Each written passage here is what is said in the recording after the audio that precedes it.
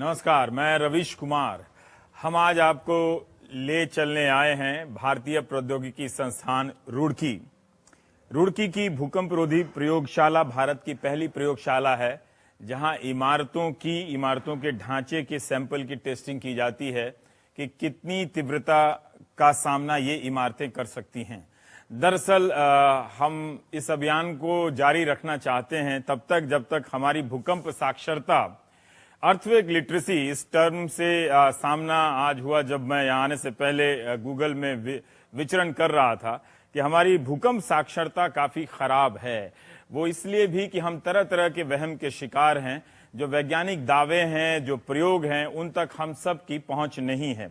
इसमें किसी की कोई गलती नहीं है, ऐसी चूक हो जाती है, लेकिन बार बार अगर हम इन बातों तक पहुंचें, पलट कर देखें तो शायद हम बेहतर रूप से साक्षर हो सकेंगे। एक डर की जगह पे हम वैज्ञानिक तरीके से सोच सकेंगे कि हम कितने सुरक्षित हैं। रुड़की में आज इसी से संबंधित एक प्रयोग हो रहा है जिसको हम आपके लिए शूट करेंगे। यहाँ के इंजीनियर, वैज्ञानिक, प्रोफेसर, अध्येताओं से बात करेंगे कि वो अपने अध्ययन के दौरान जो हिंदुस्तान में बनने वाली इमारतें हैं उनमें जो कमियां हैं वो किस तरह से महसूस करते हैं, उनके बारे में वो क्या राय सुझाते हैं और क्या सुरक्षा के उपाय हम सबको अपनाने चाहिए। ये तकनीकी मामला हो सकता है इंजीनियरिंग के विषय के हिसाब से, लेकिन ये आपको ध्यान में देना चाहिए कि जितना ज्यादा हम जानेंगे उतना ही ज्यादा हम सवाल पूछ सकेंगे जहां से हम मकान खरीदते हैं, जिनसे हम खरीदते हैं, और जब अपनी जमीन पर हम अपना मकान बनाते हैं। ये सुरक्षा का इंतजाम करना बहुत जरूरी है क्योंकि हम आधी से ज्यादा जो आबादी है हिंदुस्तान की या इलाका है वो भूकंप प्रभावित इलाका है।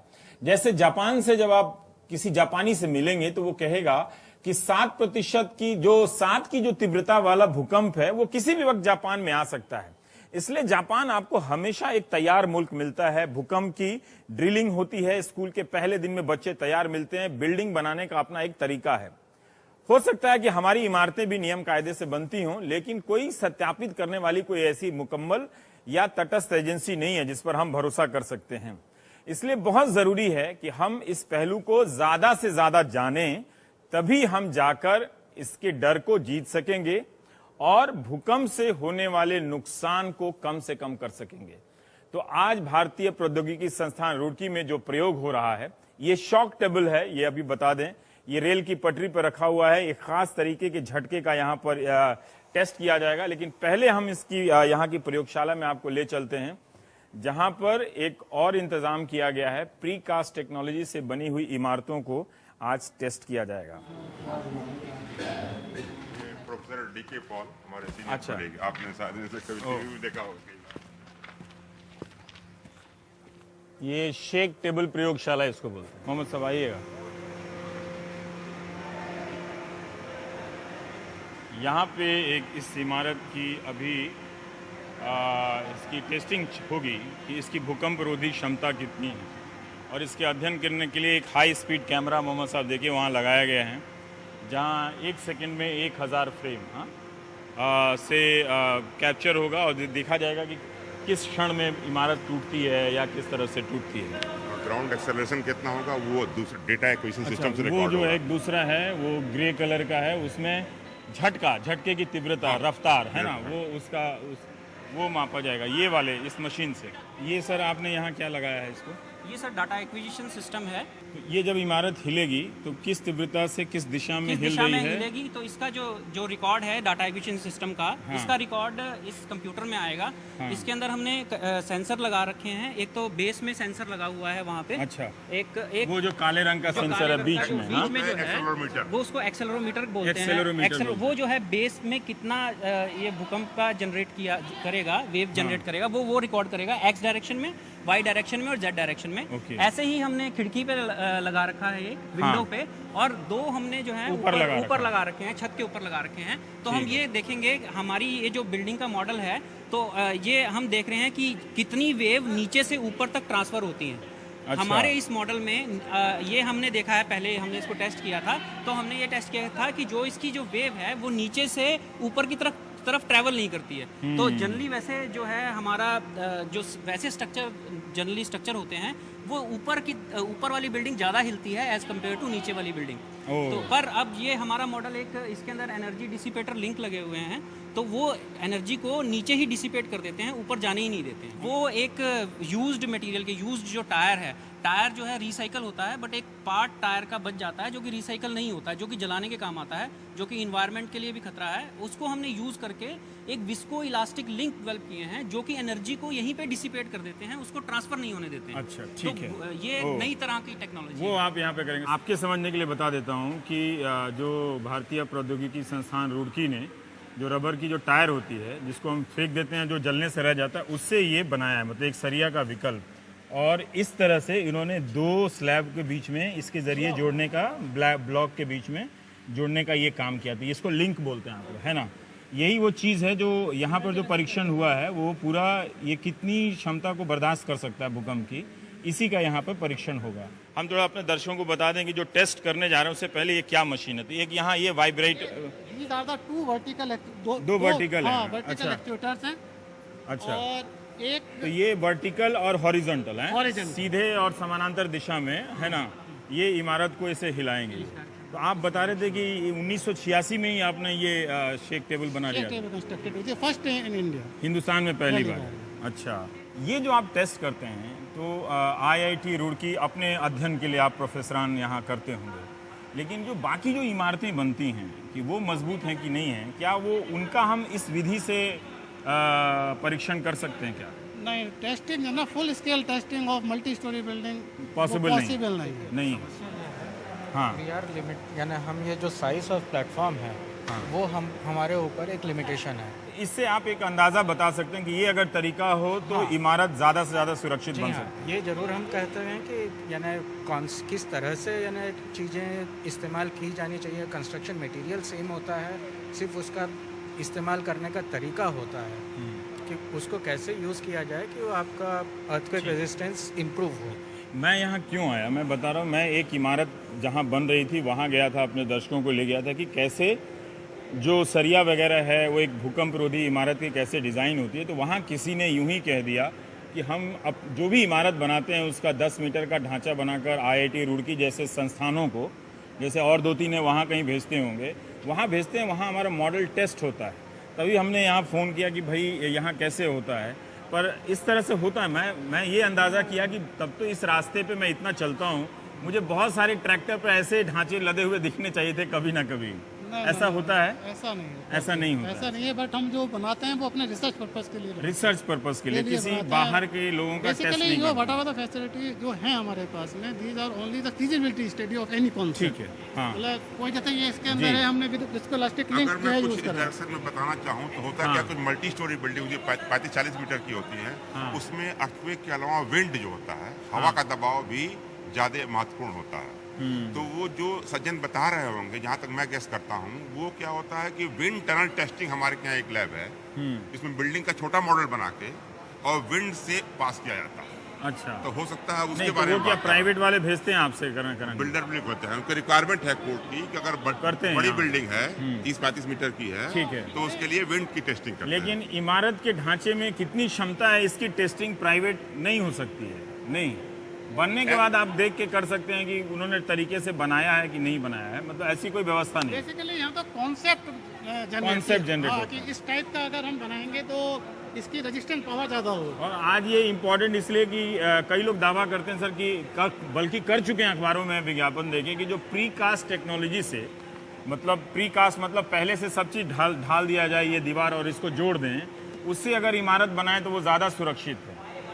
देखिए, प्रीकास्ट में सबसे कमज़ोर कड़ी होती है जॉइंट की, जॉइंट की जो जंक्शन कड़ी की। होती है। हाँ, उसको और जोड़ेंगे कैसे? उसको जोड़ेंगे कैसे, और उसकी टेस्टिंग जो है, एनालिटिकल मॉडलिंग उसकी संभव नहीं है।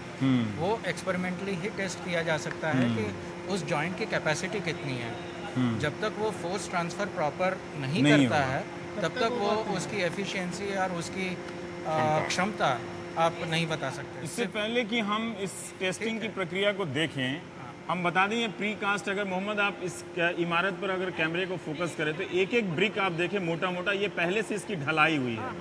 किसी और जगह से की ढलाई हुई है और यहाँ लाकर अलग अलग जॉइंट पे इसको जोड़ा गया है एक तरीके से। ये होता है प्री कास्ट, जो हम सामान्य रूप से घर बनाते हैं उसमें ईंट पे ईंट रखते जाते हैं, बीच में सीमेंट रखते हैं, फिर सरिया लगाते हैं, फिर वहीं सब कुछ होता है। लेकिन ये इसका कोई भी हिस्सा यहाँ नहीं बना, एक एक हिस्सा कहीं और ढाला गया फैक्ट्री की तरह और लाकर यहाँ जोड़ा गया। इसको बोलते हैं प्री कास्ट टेक्नोलॉजी जी। और इसी में प्री कास्ट में क्वालिटी कंट्रोल बहुत अच्छा होता है, यानी कंपोनेंट पे आप बेहतरीन क्वालिटी बना सकते हैं, क्वालिटी इसकी अच्छी हो सकती है यानी कंपोनेंट की। लेकिन जो क्रिटिकल एलिमेंट होता है, कंपोनेंट को जोड़ा कैसे गया है, वो जॉइंट जो है वो डिटरमिन करता है। क्योंकि आप एक कंपोनेंट से तो आपको कोई मतलब नहीं है, आपको तो पूरे स्ट्रक्चर से मतलब मैं एक आखिरी सवाल पूछना चाहता हूँ कि क्या ये कहीं साबित हुआ है क्या, मतलब यहाँ नहीं दुनिया के किसी और देश में जहाँ प्री कास्ट तरीके से बनता हो, कि वो भूकंप रोधी ज़्यादा मजबूत है, एक तरह से भूकंप को सह सकता है? ज़्यादा कम की बात नहीं है, यानी प्री कास्ट को भी आप भूकंप रोधी बना सकते हैं और इन सीटू जो यानी साइड पे बनते हैं वो भी आप भूकंप रोधी बना सकते हैं। प्री कास्ट का फायदा सिर्फ इतना है कि वो बहुत जल्दी बनता है, यानी आप असेंबली लाइन की तरह आप उसको साइड पे ले जाके वो असेंबल कर सकते हैं। क्योंकि एक विज्ञापन हमने देखा तो उसमें ये दावा कर लिया गया था कि प्री कास्ट से बना रहे हैं तो ये अर्थक्वेक रेजिस्टेंस है। इस तरह से विज्ञापनों से दर्शकों को बचना चाहिए। हमारे आप लोग प्रोफेसर लोग कह रहे हैं तो जी अब आप शुरू कर सकते हैं। ये किस मैग्नीट्यूड पे इसको टेस्ट किया जाएगा सर? ये एक्चुअली अगर देखा जाए तो मैग्नीट्यूड से नहीं, हम लोग बोलते हैं एक्सेलरेशन से। अच्छा, क्योंकि देखिए अगर 6.5 का मैग्नीट्यूड या 7.5 का मैग्नीट्यूड जो नेपाल में आया था तो वहाँ पर तो एक्सेलरेशन था 0.8 G के आसपास। अच्छा। लेकिन जो उसको रुड़की में रिकॉर्ड किया हमारे पास इंस्ट्रूमेंट है तो 0.8 G के आसपास कहते हैं, 0.7 0.8 एक्सेलरेशन होता है। रेडी है, सब रेडी। मतलब कितना तक ये सह सकती है ये इमारत, ये इसका टेस्टिंग हो रहा है नहीं?